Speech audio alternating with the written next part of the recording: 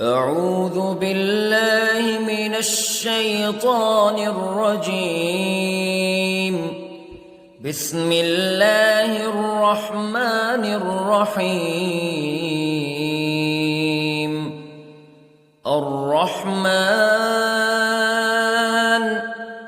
علم القرآن خلق الإنسان علمه البيان.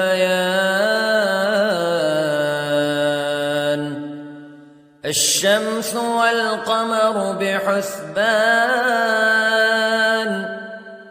والنجم والشجر يسجدان والسماء رفعها ووضع الميزان ألا تطغوا في الميزان وأقيموا الوزن بالقسط ولا تخسروا الميزان.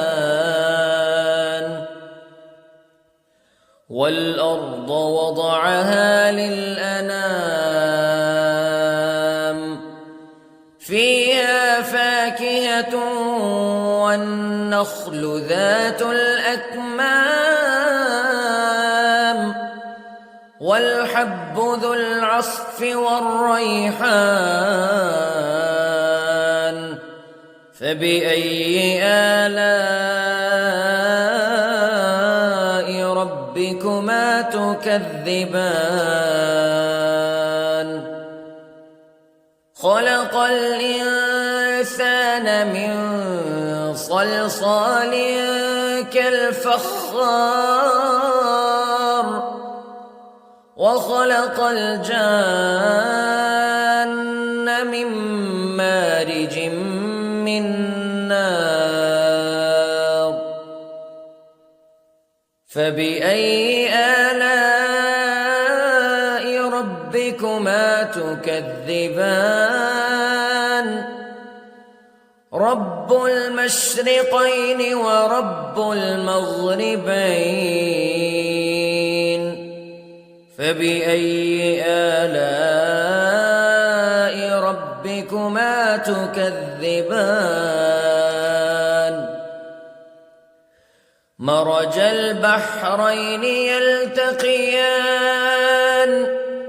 بينهما برزخ لا يبغيان فبأي آلاء ربكما تكذبان. يخرج منهما اللؤلؤ والمرجان فبأي آلاء ربكما تكذبان. وله الجوار المنشآت في البحر كالأعلام فبأي آلاء ربكما تكذبان. كل من عليها فان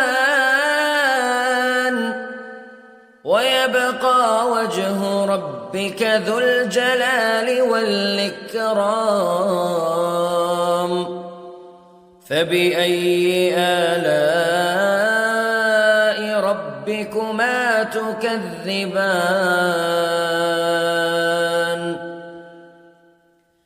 يسأله من في السماوات والأرض كل يوم هو في شأن فبأي آلاء ربكما تكذبان. سنفرغ لكم أيها الثقلان فبأي آلاء ربكما تكذبان.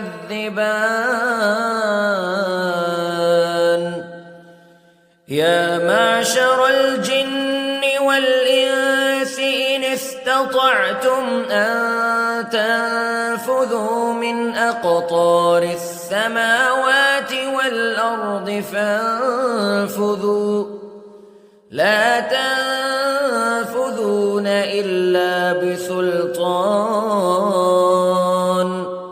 فبأي آلاء ربكما تكذبان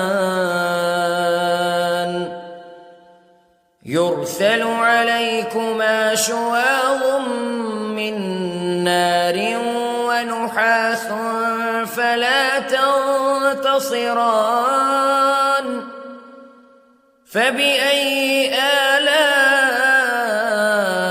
ربكما تكذبان فإذا انشقت السماء فكانت وردة كالدهان فبأي آلاء ربكما تكذبان فيومئذ لا يسأل عن ذنبه إنس ولا جان فبأي آلاء ربكما تكذبان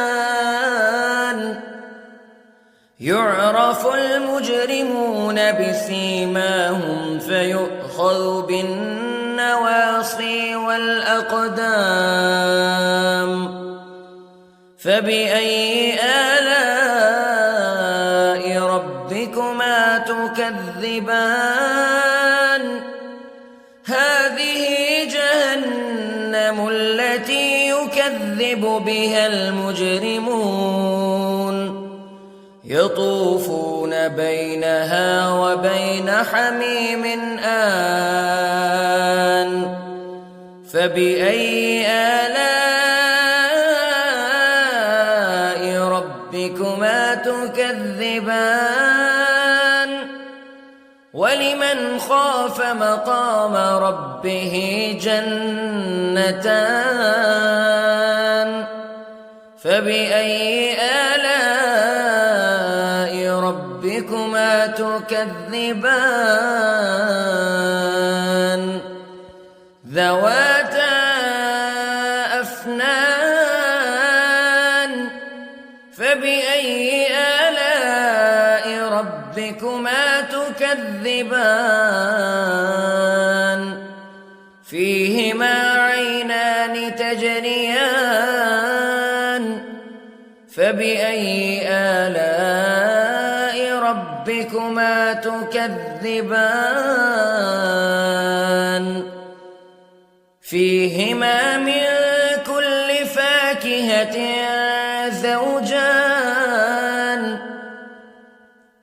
فبأي آلاء ربكما تكذبان متكئين على فرش بطائنها من استبرق وجنى الجنتين دان فبأي آلاء ربكما تكذبان فيهن قاصرات الطرف لم يطمثهن إنس قبلهم ولا جان فبأي آلاء ربكما تكذبان كأنهن الياقوت والمرجان فبأي آلاء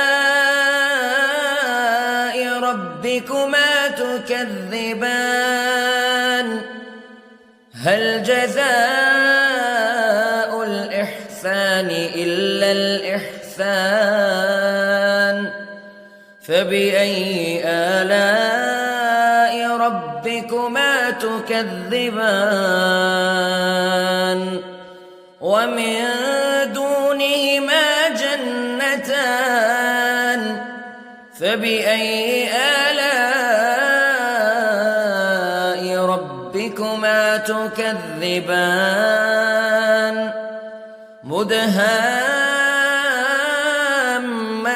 مدهامتان فبأي آلاء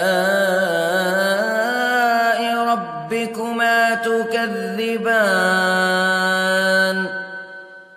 فيهما عينان نضاختان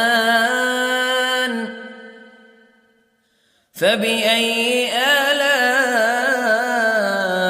ربكما تكذبان فيهما فاكهة ونخل ورمان فبأي آلاء ربكما تكذبان فيهن خيرات حسان فبأي آلاء ربكما تكذبان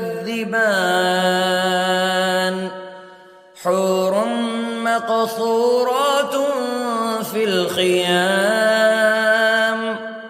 فبأي آلاء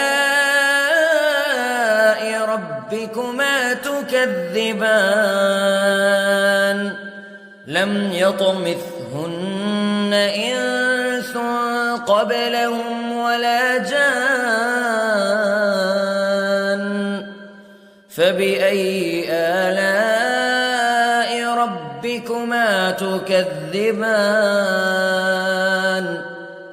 متكئين على رفرف خضر وعبقري حسان فبأي آلاء ربكما تكذبان تبارك اسم ربك ذي الجلال والإكرام